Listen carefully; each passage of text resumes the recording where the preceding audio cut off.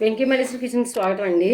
ఈరోజు మనం చేసుకోబోయే రెసిపీ వెజ్ పలావ్ చేస్తున్నానండి. వెజ్ పలావ్ కర్రీ కూడా లేకుండా తినేసేలాగా మీకు బ్యాచిలర్లకి అయితే ఎవరికైనా సింపుల్గా అయిపోయేలాగా చూపిస్తున్నానండి.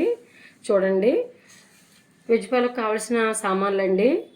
ఒక స్టార్ మొక్క తీసుకున్నానండి, 3 ఏమో యాలకులండి, 3 దాల్చిన చెక్కలు చిన్న చిన్నవి, ఇది నల్ల యాలకులండి, నల్ల యాలక్కాయ అండి ఒకటి, ఒక 5 ఏమో మసాలా లవం మొగ్గలు, ఇదేమో అనాస పువ్వు చిన్న కొంచెంగా తీసుకున్నానండి. ఇవి మరాఠీ మొగ్గలు ఒక 4 తీసుకున్నానండి, 4 ఏమో పలావ్ ఆకు తీసుకున్నానండి, ఒక 10 ఏమో జీడిపప్పు పలుకులు తీసుకున్నానండి. ఈ సామాన్లండి వేయించాలి. మొత్తం ప్రాసెస్ అంతా కూడా పైన మీకు చూపిస్తానండి. ఇప్పుడు మొత్తం అన్నీ 2 ఉల్లిపాయలు, పెద్ద ఉల్లిపాయలు తీసుకుని కట్ చేసుకున్నాను. ఒక చిన్న క్యారెట్ ముక్క తీసుకుని కట్ చేసుకున్నానండి. క్యారెట్లో సగం తీపికి అయిపోతుందండి, ఎక్కువ వేసుకోవద్దు క్యారెట్. 3 పచ్చిమిర్చి తీసుకున్నాను. ఒక చిన్న బంగాళదుంప తీసుకున్నానండి, 2 చిన్న టమాటాలు తీసుకున్నాను. దీంట్లో కావాల్సినవి పుదీనా కొద్దిగా తీసుకున్నానండి, కొత్తిమీర తీసుకున్నాను కొంచెం. ఇవి కొంచెం బాయిల్ చేశానండి. ఇవి బఠానీ అండి, పచ్చి బఠానీ అన్నమాట, కూర బఠానీ. ఇవి కొంచెం వేసుకోవడానికి తీసుకుని బాయిల్ కొద్దిగా చేసుకుని పక్కన పెట్టుకున్నాను. కొంచెం ఇవి నానబెట్టుకున్నానండి. మిల్ మేకర్ అన్నమాట, చిన్నవి బాగుంటాయండి. శుభ్రంగా కడిగేసి 4-3 సార్లు ఇవి నానబెట్టుకోవాలండి. 1/2 అవర్ పక్కన పెట్టుకుని కడిగేసుకుని ఇలా బౌల్లో పెట్టుకున్నానండి. ఇవి ఇవ్వండి. మొత్తం దీనికి కావాల్సిన ఇంగ్రీడియంట్స్ చెప్తున్నాను. ఇవ్వండి, 3 టేబుల్ స్పూను అల్లం వెల్లుల్లి పేస్ట్ తీసుకున్నానండి, 3 టేబుల్ స్పూన్. కొద్దిగా పలావ్ మసాలా కొద్దిగా పొడి 1 టేబుల్ స్పూన్ తీసుకున్నానండి. కొద్దిగా షాజీరా తీసుకున్నానండి, 1/2 టేబుల్ స్పూను. 1/2 టేబుల్ స్పూన్ పసుపు తీసుకున్నానండి, పసుపు ఎక్కువ వేయద్దు, పసుపు అయిపోతుంది. 2 టేబుల్ స్పూను నెయ్యి తీసుకున్నానండి. ఇదిగోండి, ఒక 5 చెంచాలు ఆయిల్ తీసుకున్నానండి. ఇది మొత్తం అంతా కలిపి 50 గ్రాముల ఆయిల్ ఉంటుందండి, నెయ్యి నూనె కలిపి. మీకు ఒకవేళ నెయ్యితోటి చేసుకుంటామంటే నెయ్యితోటి చేసుకోండి, లేదా బయట బటర్ అమ్ముతారు కదండి, బటర్ ప్యాకెట్ కూడా తీసుకోవచ్చు. అంటే ఇంట్లో నెయ్యి ఉంది, నెయ్యి వేసాను. సాల్ట్ తీసుకున్నానండి, 1 టేబుల్ స్పూన్ తీసుకున్నాను. ఇది సాల్టు మొత్తం అన్నీ వేయించడాలు అవి చూపిస్తాను. దీన్ని ఈవేళ కరెంట్ కుక్కర్లో తయారు చేసే విధానం చూపిస్తానండి. బ్యాచిలర్స్కి అవి బాగుంటుంది అనేసి చిన్న స్టవ్ మీద, మీకు చిన్న స్టవ్లు ఉన్నా దాని మీద వేపుకుని చేసుకోవచ్చండి. ఇప్పుడు ప్రాసెస్ అన్ని మొత్తం సామాన్లన్నీ ఇంగ్రీడియంట్స్ ఇవ్వండి, చేసే విధానం చూపిస్తాను పదండి. స్టవ్ ఆన్ చేసుకోండి. ఇప్పుడు ఒక కడాయి పెడుతున్నానండి. కొంచెం మందపాటి కడాయి పెట్టుకోవాలండి, అన్నీ వేపుతాం కదా, మాడిపోతూ ఉంటాయి, అందువల్ల త్వరగా బాగుంటుంది. ఇలాగా మందపాటి పెట్టాను, వీటెక్కుతుంది. అయింది. నెయ్యి వేస్తున్నానండి. ఆయిల్ తీసుకున్నాం కదండి, ఆయిల్ వేస్తున్నాను.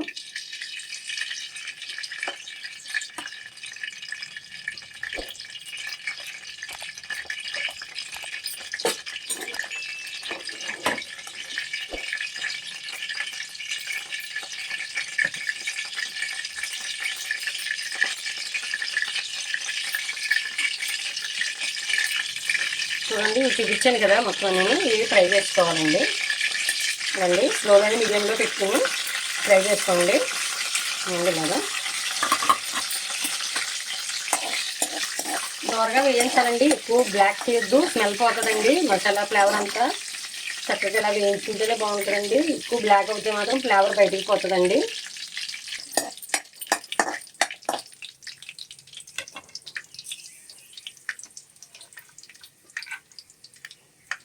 ఆనియన్స్ వేస్తున్నాను, ఉల్లిపాయ ముక్కలు వేస్తున్నాను, ఇప్పుడు పచ్చిమిర్చి వేస్తున్నాను. అన్నీ దొరదొరగా లైట్గా వేయించాలండి. కర్రీలా వేయించకూడదు బిర్యానీకి. చూడండి, ఇలా దొరదొరగా వేయించుకోవాలి.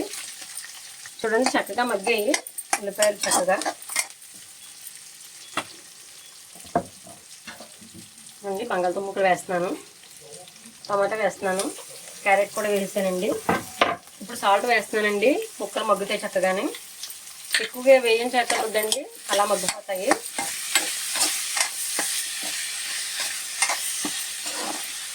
ఇదండి చక్కగా వేగుతున్నాయి. ఒకసారి మూత పెడుతున్నానండి. మసాలా ఫ్లేవర్ ఎలా బాగుంటుంది. మూత పెట్టాను కొంచెం. ఇదండి చక్కగా మగ్గింది.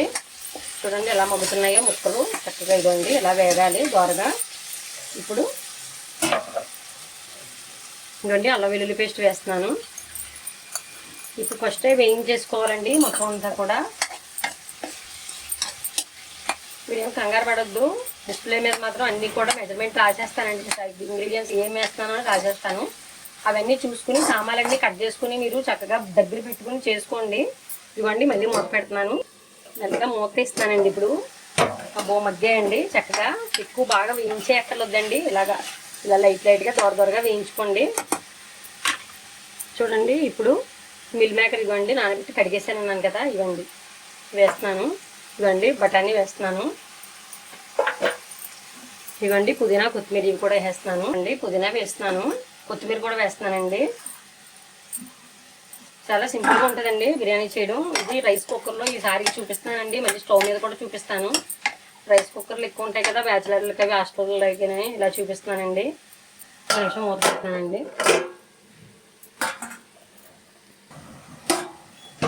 చూపిస్తాను. ఇదిగండి పసుపు తీసుకున్నాను కదా, 1/2 టేబుల్ స్పూను ఇది వేసేస్తున్నానండి. గరం మసాలా కూడా వేస్తున్నాను. షాజీరా ఉంది కదండి, ఇది కూడా వేసేస్తున్నాను. ఇవ్వండి బిర్యానీ ఆకు వేస్తున్నాను.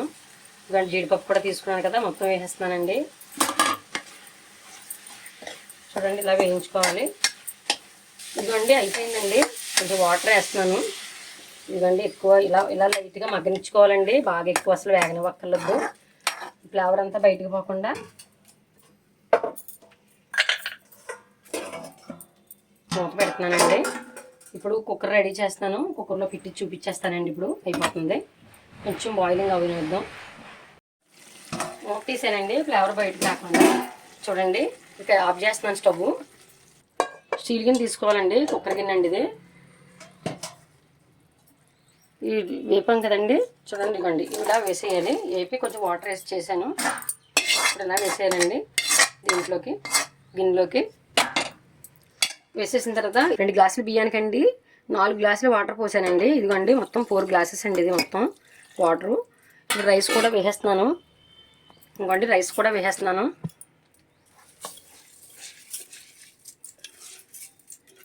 అరగంట నానబెట్టుకున్నానండి రైసు కడిగేసి. 2 గ్లాసులకి 4 గ్లాసులు వేసాను రైస్ కుక్కర్లో. కలుపుతానండి ఒకసారి. స్టీల్ ఉపయోగించొద్దండి ఈ కుక్కర్లకి, ఎందుకంటే కరెంట్ కదండి, మరి కరెంటే వాడాలండి, స్టీల్ వాడొద్దు. చెప్పులు వేసుకోవాలండి, లేకపోతే కాళ్ళ కింద ఏదైనా వేసుకోవాలండి, మ్యాటీ లాంటిది ఏదైనా. కరెంట్లో పెట్టిన జాగ్రత్తగా ఉండాలండి. ఇదిగోండి ఇలా ఒకసారి సాల్ట్ చూసేసుకోవాలండి. ఇప్పుడే సరిపోయిందండి, మొత్తం సాల్ట్ సరిపోయింది. దీంట్లో పెట్టేస్తానండి. ఇవ్వండి కుక్కర్ తీసుకుని ఒకటి ఇవ్వండి కుక్కర్లో పెట్టేస్తున్నాను.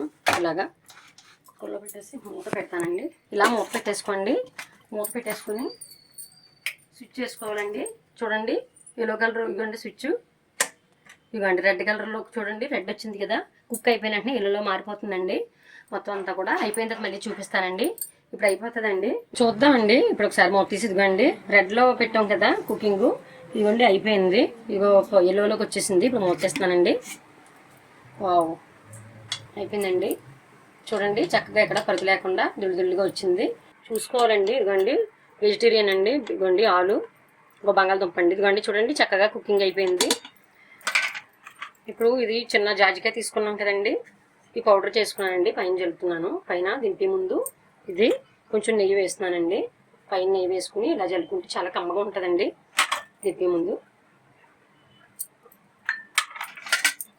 మళ్ళీ ఒకసారి ఇలా కలుపుకోవాలండి. కింద నుంచి చూడండి ఎక్కడ అడుగు పట్టకుండా చక్కగా వచ్చింది, దుళ్ళిగానే చక్కగా మంచిగా బాగుందండి. వెజిటేబుల్ పలావ్ అండి, చక్కగా బాగుంటుందండి. ఇలా చేసుకోండి, పిల్లలు అవి చక్కగా తింటారు చేసి పెడితే. ఒకసారి మూత పెడుతున్నానండి. వెంటనే కట్టేయకూడదండి, 1 నిమిషం ఆగి కట్టుకోవాలండి. ఫ్లేవర్ అంతా కూడా ఇప్పుడు వేసాను కదండి, మళ్ళీ జాజికాయ పొడి పౌడర్ చిన్నగా అదే జాజికాయ పౌడర్ జల్లేని పైన అలా కనిపించాలండి. బాగుంటుందండి చక్కగా. ఇదండి జాజికాయ పౌడర్ నెయ్యి వేసాను కదండి, చాలా బాగుందండి. చూడండి ఎంత స్మెల్ వచ్చేస్తుందో, చూస్తుంటేనే నోరు ఊరిపోతుందండి. చూడండి వెజిటేరియన్ అన్నీ కలిపి ఇలా చేసుకుంటే చాలా బాగుంటుందండి. ఇది 21 మినిట్స్ పట్టిందండి, కరెక్ట్గా 20 మినిట్స్లో ఉడికిపోయింది. 1 మినిట్ ఇలా ఎల్లో కలర్లో అలా ఉంచి మగ్గించానండి జాజికాయ పౌడర్ వేసి నెయ్యిని. ఇక్కడ బాయిల్ చేయడం 10 మినిట్స్ అండి, మొత్తం ½ అన్ అవర్లో కంప్లీట్ అవుతుందండి ఈ ప్రాసెస్ అంతా. ఈ వీడియో నచ్చినట్లయితే లైక్ చేయండి, షేర్ చేయండి, సబ్స్క్రైబ్ చేయండి, పక్కనున్న బెల్ ఐకాన్ నొక్కండి. నోటిఫికేషన్ రూపంలో మీకు అన్నీ కూడా వీడియోలు వస్తాయి. Bye friends.